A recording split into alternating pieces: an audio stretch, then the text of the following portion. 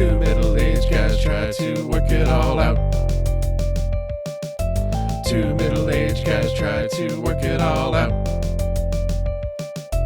Two middle-aged guys try to work it all out.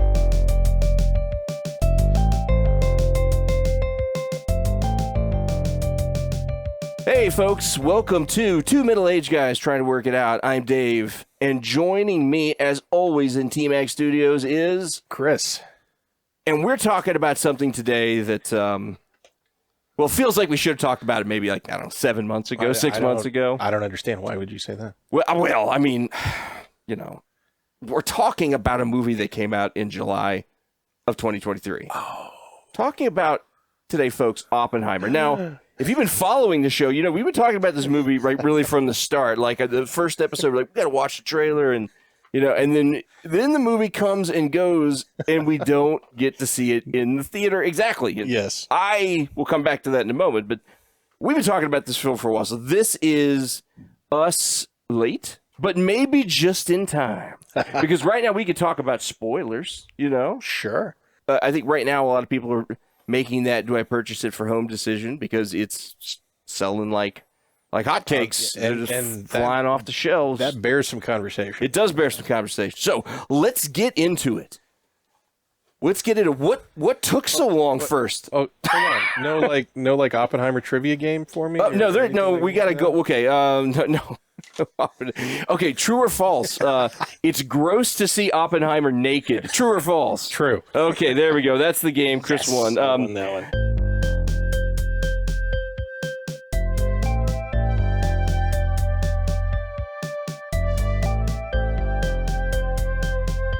What took so long?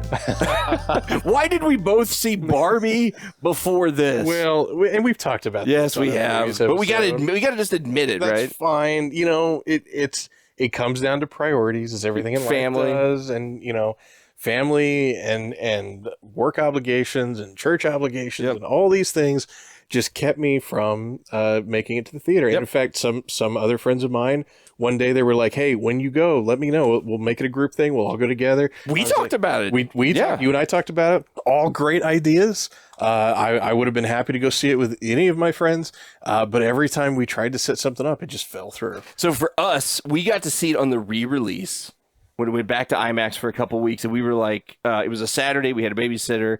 And I think we were eating at Panera, and my wife was looking at movies at the theater next door and said, "Hey, or the theater down the street. Hey, we can go up the street and watch Oppenheimer." We're like, "Yes, let's go." We got ourselves over there. We walked in like the trailers were almost over, right? Wow. So we went to it was a faux IMAX. It wasn't a 70 millimeter presentation. It was the digital. But we did finally get to see it in its proper form. One thing I will say that also delayed a little bit, that made me not push as hard, because I had opportunities at 10 o'clock at night to go out and see it by myself, right? I had a little trepidation because of Dunkirk. I was nervous that I would get a beautiful film that I did not particularly like Dunkirk, right? Dunkirk is beautiful. It's well shot, well acted. It tells a great story about a great piece of history, and I don't know, for some reason it just is not one of my favorite movies, and I was a little bit afraid we'd get that, right? And I'd appreciate for what it was, but I wouldn't be charged up in any way or entertained really. So however, once I got to see it, holy cow, blew all those concerns away. It is not gonna bring you down. Yeah. It's going to lift you up. Well, and I don't think we're spoiling anything, even within our own podcast, to say we both really liked the movie. Yes, right. We both really liked it. I think that we'll get to how much we liked it. The movie construction is, in the performances, we'll dive into all that stuff. Yeah. Because why don't you talk about the movie, like how they constructed this narrative? I'd be happy to, but first I'm going to share my story how I finally got to see it. Yes. And it's way lamer than yours. So I missed it when it was playing. I missed it on the re-release, and it wasn't until like just one moment in November where it dawned on me, and I was like, oh hey, I bet that's going to hit DVD soon. DVD, what's that? DVD, Blu-ray. I listen to how old I am. Anyway, so I jumped on Amazon. I was like, oh, sure enough, next week it comes out. So I put the 4K Blu-ray into my shopping cart and ordered it, waited for it to arrive. And when it arrived that very night, my wife and I watched it. So very lame story. Did you watch it on your TV or did you go to the game setup where you've got a little bit better sound? We watched it on TV because, again, my wife was with me. She wanted to watch the movie. She doesn't enjoy watching a movie with a 2 feet from a monitor with headphones on. Yep. I get it. We watched it in the living room with the TV, and it's fine. I mean, I don't have a brilliant home theater set up, but I'm far from like a CRT of old. Sure. So I saw the movie. I enjoyed it. I would have loved to have seen the 70 millimeter film print, but I did not get the opportunity. I know. Closest I ever got was the 35 millimeter Interstellar. Yeah. Still waiting for that day to come. Yeah, someday we'll all have 70 millimeter projectors in our homes. That actually isn't true, but it's nice to dream. Yeah, but we all will have 88-inch OLEDs that give us a reasonable experience. That's hopeful. Let's talk about the construction of this film, because this is a well-built film. This is a brick house. Yes. So I think the first... I don't know what that term means. I think it means it's a well-built house. I think it means other things that are probably unsavory. But let's go into it. This is a brick house of a film. Put that on the poster, Nolan. 2middleageguys.com. Brick house of a film. Brick house. Yeah, you can have that. That's fine. That wolf can't blow it down. Maybe that's what I'm thinking about. The construction of the film. I think the first thing of note is that the script of the film was written in the first person, which is unique. I cannot think of another film in the history of film where the script was written in the first person. And if you've never read a script before, that's fine. I'm not going to go through all the nuances. But most of them are just written in third person omniscient, where it's like, here's the character and this is what he says. So Christopher Nolan wrote this movie as, I am Oppenheimer and this is what I said and this is what somebody said to me. Now, I mention that because I think it really affected the film. Yeah. But it's unique because Oppenheimer is not the sole point of view character in the film. No. That's kind of a strange one for me, right, to parse. But that's what Nolan's doing. This is how much this man thinks about the movies that he creates. Now, the editing of the film... but you said you mentioned not the sole point of view, because there's another character that is incredibly important. Too, okay. Yes. So the Oppenheimer is a point of view character in the film, obviously. The senator that Robert Downey Jr. plays. A brilliant performance. Oh my goodness. Transformative. We will talk about that performance. But not the best performance in the movie, but very good. Agreed. So he is a point of view character in the film, and Oppenheimer's wife, Kitty, is a point of view character. Yes, I can see that. Briefly. Yeah, I do. I see that. Yeah. So that you're right.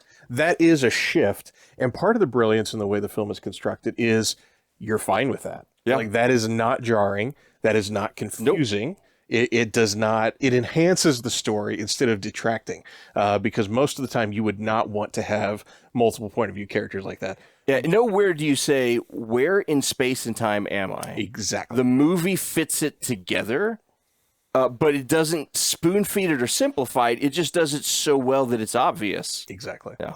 Yeah, no, it's really smartly put together. And I'm going to give a lot of credit to Nolan's editor, who I tried to find the pronunciation of her name, and I couldn't. So I'm going to make my best educated guess. Her first name is Jennifer. That part was easy. Her last name is Lame, which I'm going to assume is LeMay as opposed to lame. Yeah. So we're going to go with either way. Jennifer LeMay. I think that is how you say her name. I would say this is one of his most accessible movies, as compared to like Tenet, which I think is kind of inaccessible in some ways, right? So it makes it hard. You got to really think. I mean, you need the Tenet workbook sometimes. And I love Tenet, don't get me wrong. Yes. But if you're like, oh man, I'm a little put off by Tenet, don't be by Oppenheimer, because this movie is something else. Yeah, but if you notice the beginning of the film, it does a lot of really quick jump cuts to these images of physics, which sounds like a strange thing to say. Yeah. But when you watch the movie, it makes perfect sense. You appreciate it. Yep. Yeah, I mean, you get these little like atom explosions, you get these little images of space, all these little things. And at the beginning of the film, it's pretty rapid cutting, where you'll go from a shot of Oppenheimer to this shot of something subatomic that's happening. And the idea is you're kind of seeing inside Oppenheimer's head. You're kind of seeing how Oppenheimer views the world. Yes. And if you notice as you watch the movie, that gets further and further apart as how often they jump cut to that kind of a thing, the further you go in the movie. There's a line in the movie where someone says, you're the great improviser, but you can't do everything in your head. And I think that line is reinforcing those visuals. Yes. That he is literally trying to construct these grand plans in his head, and he's got so much going on. The other thing I would argue that's doing is it's teaching the audience how to watch this movie. In the first 20 minutes, you are cutting fast. Yeah. And it is training you through scenes that are not necessary to understand plot and structure. It is training you. This is going to be a tight movie. Yeah. We're not going to linger on things a lot. Yep. And we're going into Oppenheimer's head. We're going from his point of view for the vast majority of the movie. And then when the first time we cut to Downey Jr., it starts to free up that a little bit. And it starts to give you a little bit more breathing room in each scene. And I think that was absolutely intentional. Yep. I think that as they're constructing this, because one of the problems of Oppenheimer was it had a hard cut time. They had to limit it to, I think it's 3 hours and 2 minutes. Because that's all that would fit inside an IMAX. Yeah. IMAX projector. There is zero waste in this movie. Absolutely. And in fact, you could make an argument that it's maybe a little too fast in places. Okay. At least I could. I'm not going to criticize. It's certainly like not The Irishman, right? Where it's like I could trim an hour of this farty old man movie out. This goes by so fast you don't notice that you've peed your pants because you've been in the theater 3 hours and drinking Giant Coke. Yes. So that, I mean, I think whether that's Jennifer LeMay's hand in it, whether that's Christopher Nolan saying this is how I want it, or most likely it's the two collaborative together. Yeah, and Nolan is a genius, right? And she's probably a genius. And you put together that cast and that crew and.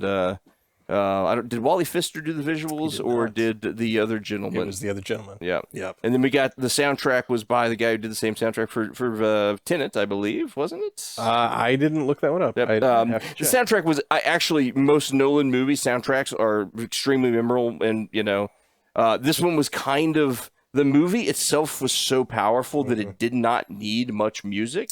You could almost not have a soundtrack.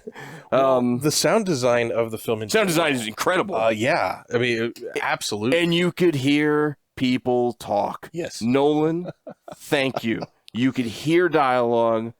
Go back, redo Tenet, redo The Dark Knight Rises. Please redo Interstellar. We want to hear those voices. No, there was no issue with that. There was no issue with that. You're right. Yeah, no issue whatsoever. Yeah. But I would say that Jennifer LeMay completely deserves the editing Oscar for this. The sound designer on the film was Richard King. I think he completely deserves an Oscar for this. I thought both of those components of the film were marvelous. And part of the reason that they're marvelous, right, is... people like us are the only ones that would look up that name. Yeah. Like there was nothing about this that stood out to be like, oh, well, this editor's trying to make a name for themselves. It wasn't like that at all. It all is completely seamless. It's all in service of the story. And that's what you want. There's an old adage in the industry that the best editing is invisible. And I think that this completely fills that requirement. Wow, it's a powerful film. So let's talk. The story tells Oppenheimer, Oppie, as he has come, a young man in university and his travels through the world of academia in Europe and then back to America. Where he's Germany. In Germany, very important Germany, because Oppenheimer is Jewish, and we're talking the 1930s and 40s. So he's in America. He has established himself at is it Berkeley, right? Yep.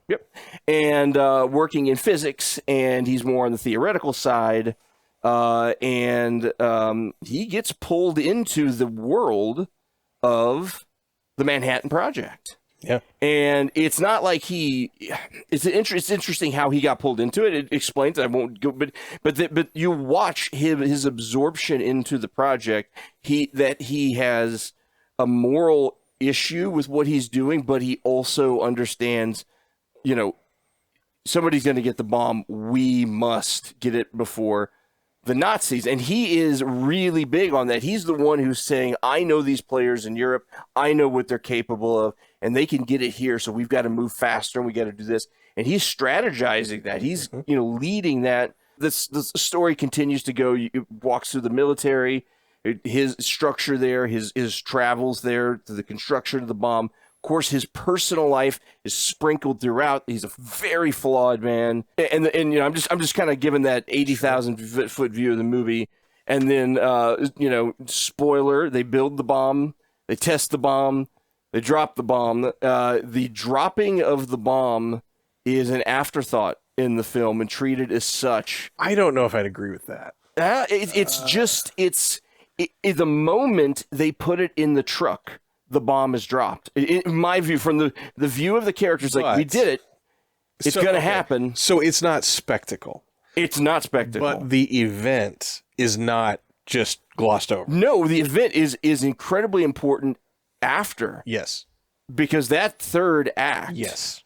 is all about the state of the world with a bomb and who should be in charge and where Oppie fits into that because of his flawed character, his checkered past. I mean, it's brilliant, but I do like that the dropping of the bomb, the testing of the bomb is a huge deal. Right. It's extremely well done, tense, but I like that the dropping of the bomb really set up that third act. Yes. And it was interesting because I did not treat this movie like it was a spoiler situation. So I read all the reviews, I read all the essays and what have you about this movie. And from reading that and from seeing how the media treated it, I was thinking, does the movie end before the attacks on Hiroshima and Nagasaki? I didn't understand that. Yeah. And so when I saw the movie, I was like, why are people complaining about this? Like Nolan did not ignore what happened. No. He did not gloss over it. He didn't, it wasn't an afterthought. The movie deals with that very strongly. Very strongly. That third act is really about that. And, where does Oppenheimer and his way of thinking fit into the world? Right. And I think the restraint of showing the test and that being the big bomb moment and then not showing the test and then putting the bombs in the truck. I thought that was brilliant. And I don't know how you could handle it with more finesse. Than the way Nolan handled it. I agreed. I mean, it was well constructed. You don't need to show the horrific violence. That's not what the movie's about, right. Because and if you're concerned about that, then the movie also doesn't show what's going on in Europe in the concentration camps, which Oppie is extremely concerned about because those are his people. So right. It takes into account all of those horrors, but it's got a lens that it's going to look at them through and a point of view of these very different characters that are all flawed, right? Yes. But brilliant and fun to watch. Matt Damon's character is not flawed. Matt Damon was great. I can't remember, but he played. I can't remember General something. I'm terrible with the real name. I know, but hugely important role. Yes. He played himself. I mean, Matt Damon's kind of at the point where he kind of plays himself a little bit. Always has been. Yeah, his range is pretty limited. He didn't hop out and do like a Swedish accent and have a missing leg. He was Matt Damon. Buzzcut general, going to tell you what to do. Good performance. It was. The other good performances. There's one I don't want to. Of course, we talked about RDJ, Robert Downey Jr. Just blowing away Iron Man, right? Yes. I mean, now you think about Robert Downey Jr., you think about Stark, you think about Iron Man. That's great. I'm happy for you. Yeah. The dude can act. Yes. The range he showed. Oh, yes. Damon needs to go take some lessons, right? Because he plays this senator trying to become a secretary in a cabinet member and someone taking on Oppie and taking on part of the scientific community. And he's got these scenes. He's in kind of bottles. He's in the Senate room and he's in his office, and that's how you learn all about it. And my goodness, Oscar worthy. He supporting actor Oscar must go to do RDJ. I think that there, and I'll address this now. I don't know the right way to address it. There's nudity in the movie. Mm-hmm. This is Nolan's first foray into nudity. Yep. And I won't call it necessarily graphic, but it certainly is shocking. So and it's in all 3 acts. It is. And that third act was out of nowhere. Yes. And unnecessary. They're all unnecessary. Nolan's a smart man. He could have avoided all that. Yes. He's a smart man, Nolan. Do better. That's all I got to say. But that third one was shocking, and it came out of nowhere.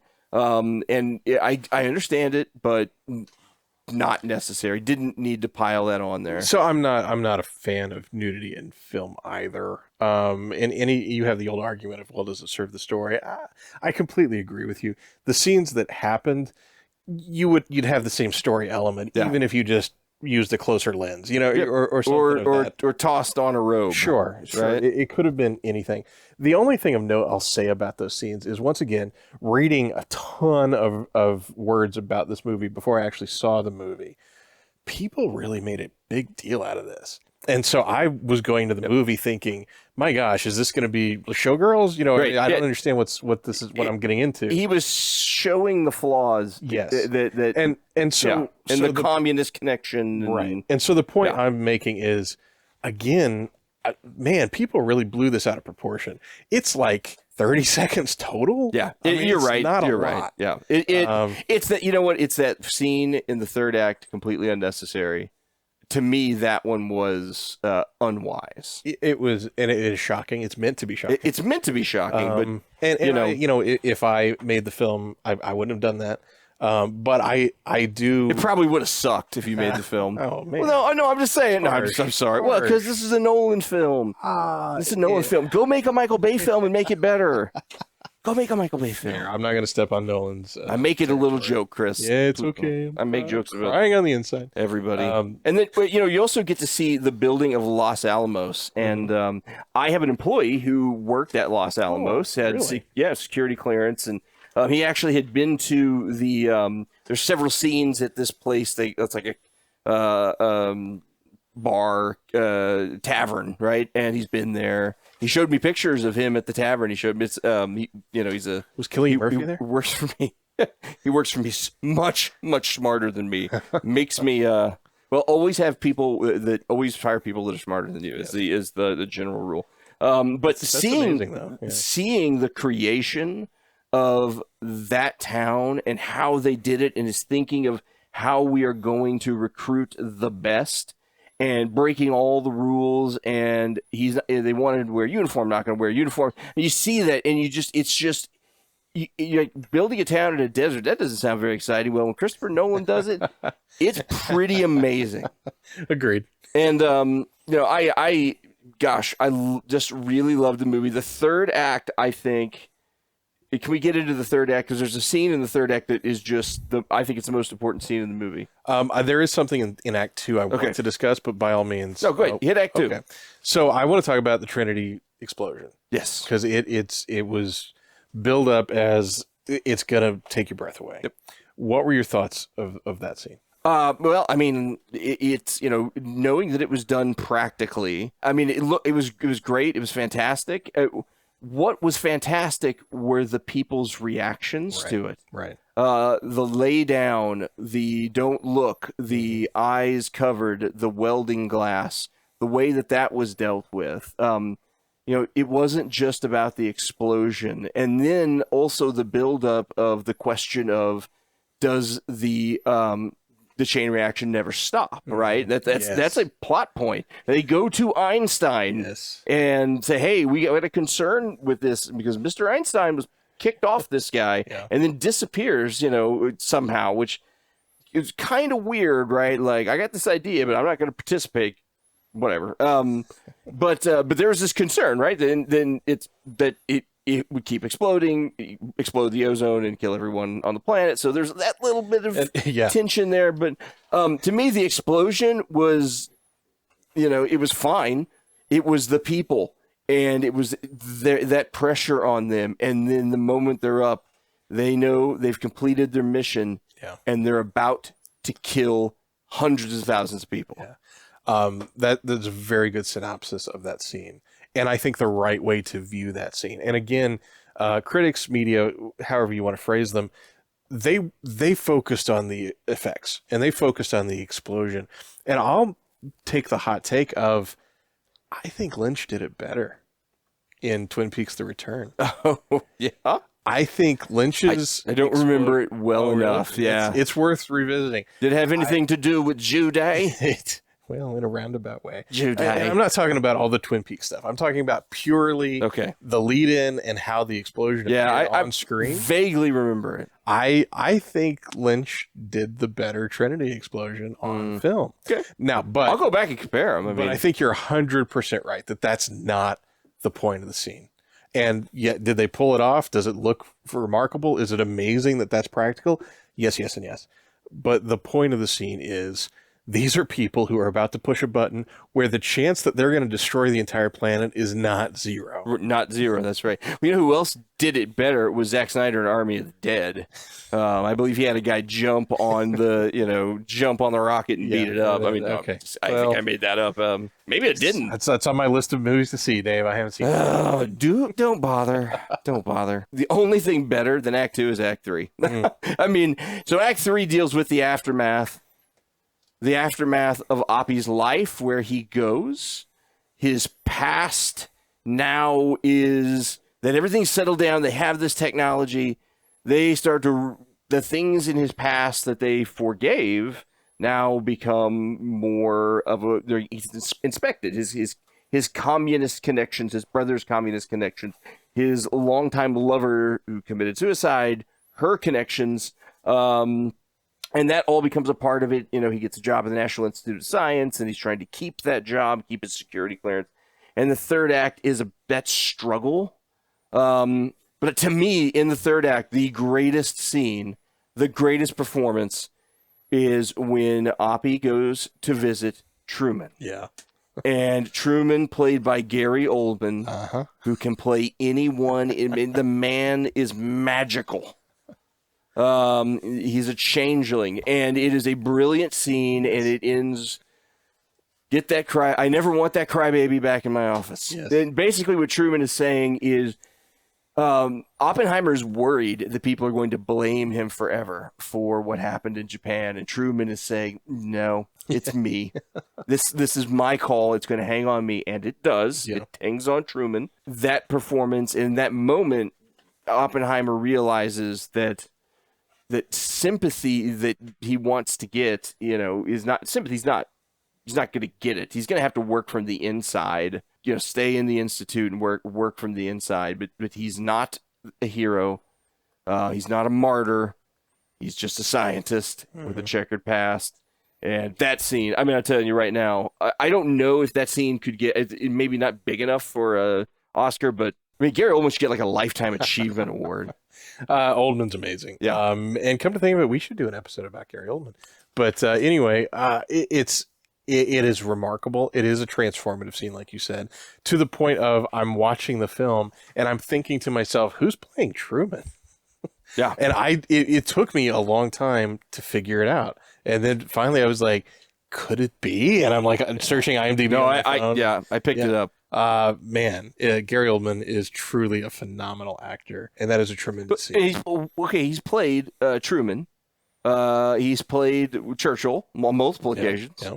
He needs to get an FDR and a Stalin in, and he played Dracula. Does that have any? Oh wow! Commissioner Gordon. Yes, he did. But I think the whole movie it comes together. It has a point. It also closes the book on Oppie in a way that shows that he got recognized as a hero, even though I'm not sure he believed himself to be one. So he doesn't win every battle, but he comes out cleaner than he probably thought he would. Maybe. Yeah, I think hero might be a strong word. He comes out in a way exonerated. Yes, yeah, exonerated, and his the stain of the communist associations. Right, but what's really interesting to me, and this is just Chris Nolan doing his Chris Nolan thing, but even a historical biopic still has a Chris Nolan twist. Yes, yes, and we won't. Yeah, No. but it's good. It is. It's good. really And Rami Malek, man, that guy can act too. And Enrico Fermi's in it. You got give the guy with no lips. I don't know based on that description. Sator in Tenet. Why can't I think of the actor's name all of a sudden? No lips. Oh my goodness. His name is... He has no lips. Branagh. Kenneth Branagh. Thank you. What? I don't know. I may have just had a stroke. Kenneth Branagh is in it as a very famous German that they get out of Germany. Yeah. That they think, oh, great, he's going to come and help, but he does not want to help build the bomb. He goes and does other things and to support the effort because, moral challenges to be sure. But the movie's just sprinkled with good performances. You get a nice Nolan twist. And we haven't mentioned Cillian Murphy. I mean, Oppenheimer himself. Gosh darn it, because he dissolves into the film. Yeah, he's so good. He is so good. And his eyes tell the story. Every scene, I'm looking into those eyes. He's hypnotizing me. He's like Mesmer. He's an incredible actor. And this is not, this is a performance that is career changing. He may just retire at this point. Yeah, what do you do? Do you go back to Peaky Blinders? Do you go back to playing Scarecrow in a Batman movie? What do you do with a performance this big? And yes, he's naked and it's gross. I think we should just say that. Now, it's award season. Yeah. It's got to clear the boards, right? It's got to. Barbie cannot. Well, did you see the Golden Globe nominations, which are the precursors? Yeah, I did not. Okay, so Oppenheimer was very well rewarded with nominations. Good. But Barbie had more nominations. Gosh darn it. But I mean, we're talking about very different movies. We're talking about movies that, just like they did at the box office, can coexist. Yeah, I know, but I'm just afraid we're going to get like a Saving Private Ryan, Shakespeare's in Love with that. That year they went together. And you may, but the question is, who gets best film and who gets best director? Yep, and Nolan will get best director. If they give Barbie best film, I don't know if they could justify that. I mean, didn't they do that with the Shakespeare in Love and Saving Private Ryan? Give Shakespeare in Love best film and Saving Private Ryan best movie or best director? My point is not, can they split Oppenheimer and Barbie that way? My point is, does Barbie rise to the level of a best film? Oh, absolutely not. It's a fun film and I enjoy it, right. But no, it's no, and the problem is you had that Barbieheimer or Oppen Barbie or whatever. you had these two movies coming out at the same time, right? And they weren't competing; they were climbing on top of each other. They were bringing back cinema, right? Great, but I couldn't imagine this movie not clearing the awards. But we'll see. And we'll revisit that. Was there any Golden Globe nominees that you noticed, like, ooh, that one was missed?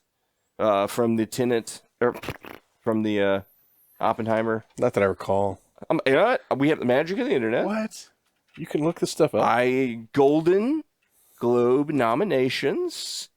And let us see here. Wait, would this be 2023? It would be 2024 because I just saw Top Gun Maverick. I'm like, it's winning. It's so good.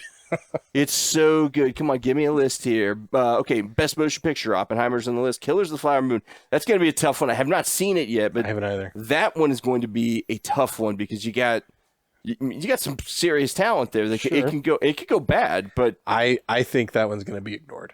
But it's Best Motion Picture Drama, Best Picture Musical or Comedy. Barbie's on top there. Yeah. Way to go. Director Bradley Cooper for Maestro, Greta Gerwig for Barbie, Oppenheimer, Martin Scorsese. Tough crowd. Best Screenplay, Oppenheimer and Barbie are both there. Actor, you've got Cillian Murphy, Leonardo DiCaprio, I'm just looking for anything that's Cillian Murphy's going to get best. Cillian Murphy best actor. has to get best He's actor. going to, no question. Um, And I think Downey. I was about to say I think Downey Jr.'s got it locked, but Downey Jr. is Gosling considered a best actor or best supporting actor? Yes, he is. Man, it's going to be a tough one. Yeah. Supporting actress, you've got Emily Blunt, well deserved. She really she had a painful role. So yeah. Okay, so this is nothing here is missing. We'll see. I think that we'll see where this goes and where the Oscar nominations go. It's going to be split. You're going to have a few things go to to the Killers of the Flower Moon. But I think that I think Cillian Murphy and Chris Nolan are guaranteed Oscars. Yeah, I definitely agree about Cillian Murphy. I don't know if I agree about Chris Nolan. I want him to get it. I think he's going to get it. I do. I want him to get it, but the Academy has proven that it's not all about truly what was best. They will play a game of what's fair. So in the oeuvre, I love to use that word now that I know how to pronounce it. In the ove, what is that? That's some sort of part of anatomy. In the oeuvre of Nolan films, where does this fit? Where does this fit for you? I would say it is better than Dunkirk. I would say that it is better than Inception. I would say it is extremely close, maybe even tied with The Prestige. It is better than Rises. It's definitely in that top 4 range. I mean, you got Interstellar and The Dark Knight, The Prestige, and then this somewhere in there. It could be even in the top 3. It's third for me. After Interstellar and Dark Knight? No. My favorite Chris Nolan movie is actually Tenet. And then Dark Knight, and then Oppenheimer. You disrespected Interstellar. I did, and I'm sorry. It's the greatest movie ever made. It's a great film. Don't get me wrong. When I go to heaven, I want to go to. I'm just. I want to be part of that world. Okay. That's what I'm hoping God gives me in heaven, and that's my dream is to go around with my family in space, and whatever, chill with some cool robots. Nice. But so we agree this movie is rocking the top of the Nolan list. It's high. Let's compare it to other biopics. Sure. I said that right, didn't I? Biopics? Biopics. I don't know. I got oeuvre right. I mean, I think biopics is what my glass is correct. I'm not sure. All right. So I've got a couple here I'm going to throw out. Okay. I believe this movie is better than The Founder, which is the movie about McDonald's. It's a good movie, though. And I love The Founder, right? I'm going to list movies for the most part, except for one, that I like. But The Founder is a fun movie. Yeah, it totally It's is. an hour-and-a-half ride. Michael Keaton shows you how to do it. So I would definitely, The Founder of McDonald's, Roy A. Kroc. It is vastly better than Amadeus, which is it is a struggle for me with Ed Wood. Not because this isn't a better movie in construction, but because the performances in Ed Wood were so much heart and soul went into it. I think people were changed. Yeah. Martin Landau and Johnny Depp, and the others that were in it, Bill Murray. So Ed Wood. It's a great film. It's a great film. This is better, but Ed Wood's a fun one. Oppenheimer is better. Yes, I agree. And Donnie Brasco, Oppenheimer is better, but Donnie Brasco is a great biopic. It is. And it should be. Everybody should watch. That's my take on biopics. Right. Okay, well, it kills Amadeus though. Fair, and I agree. Oppenheimer is better than all those. I got one to add to the list. Okay. And Oppenheimer is vastly better than this one, but I bring it up because it ties to Nolan. Oppenheimer is better than The Aviator. Oh yeah, because he wanted to make Nolan wanted to make and he would have done it better. I hope he does it. I don't think he will. I've read the articles, and he says I think it's time he can cast Cillian Murphy, and he can be flying around with his shirt off, really skinny. I adore Martin Scorsese. He deserves all the accolades he gets. I think The Aviator's kind of a bad movie. Really? I've not watched all of it, so you're not missing much. So I think Chris Nolan could have handled that subject way better. Well, okay. All right. I don't think he will, but it'll be very interesting to see what his next film is. Wow. Yes. And we'll Yeah. try to I'm see it in waiting theaters. for the announcement. Interstellar 2. The fifth dimension strikes back. Oh, Lightsabers Yeah, and okay. it'll be a partnership between Snyder and.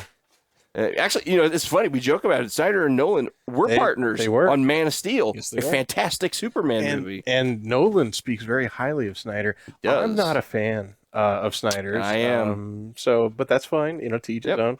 But it always surprised me how much Nolan speaks to Snyder. Well, you know what it is? He probably just says, it's probably something like, that's not my kind of movie, but what you are doing, you're doing it better than the other folks in your space, like a Michael Bay. Maybe. So maybe that's it. Maybe he sees someone who's teachable.